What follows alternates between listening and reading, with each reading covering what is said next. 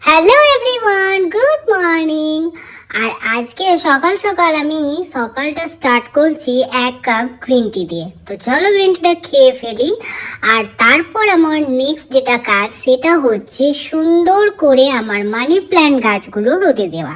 কারণ money plant গাছগুলো জলটা যদি তুমি 2-3 দিন ছাড়া ছাড়া না পাল্টাও তাহলে গাছটা কিন্তু নষ্ট হয়ে যাবে, যেটা আমার হয়েছিল। তো সেই জন্য আমি ভালো করে মানি প্ল্যান্ট গাছগুলোকে স্নান করিয়ে রোদে দিয়ে দিলাম।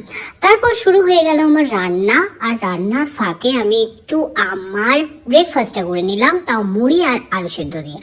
তো আজকে আমি কি কি বানাচ্ছি সেটা তোমাদের সাথে পুরোটা হয়তো শেয়ার করতে পারবো না, তবে বলে দিই। আমি আজকে করছি এগ কারি, আর তারপর করছি পেঁয়াজ দিয়ে, আলু দিয়ে, আর ওই তিল দিয়ে, ওটা সব কিছু দিয়ে একটা আর কি চচ্চড়ি টাইপের। আর এখানে হচ্ছে গরম গরম বেগুন ভাজা। আর এখন আমি এগ কারি করার জন্য আমার ডিমগুলো আর আলুগুলোকে ভালো করে ফ্রাই করে নিচ্ছি। দেখো, এরপর কিন্তু আমার বাড়িতে একজন গেস্ট আসবে। আবার ভিডিও করতে তোমার এসে তোমার কেমন লাগছে? আমার তো যখনই আসি ভালোই লাগে। ঘরে বোর হওয়ার থেকে একটু এসে। আর আজকে আমার পিঙ্ক কালারের ড্রেসটা খুব সুন্দর লাগছে।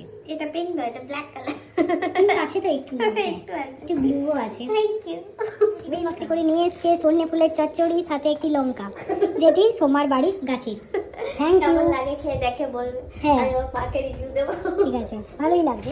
দুপুরবেলার মেনু কিন্তু একদম রেডি হয়ে গেছে। সাদা ভাত, সর্ষে ফুলের চচ্চড়ি, লাল লাল ডিমের ঝোল, সাথে বেগুন ভাজা, সাথে এটাও কিন্তু একটা চচ্চড়ি, সাদা তিল দিয়ে, আলু দিয়ে, পেঁয়াজ দিয়ে। চলো সোমার কাছ থেকে রিভিউটা নিয়ে নিই। কেমন? এবার দারুণ। এবার আমি এক একটা করে খেয়ে বলবো আর রিভিউ দেবো। I am so excited. সোমাকে আমি ডাকি রিভিউ দেওয়ার জন্য। এই যে আমি বসলাম। পাপড় মামা এই ম্যাডাম, স্টার্ট করো। বলি স্টার্ট করো। চলো, ফুড ব্লগার এবারে আমাদের রিভিউ দেওয়ার জন্য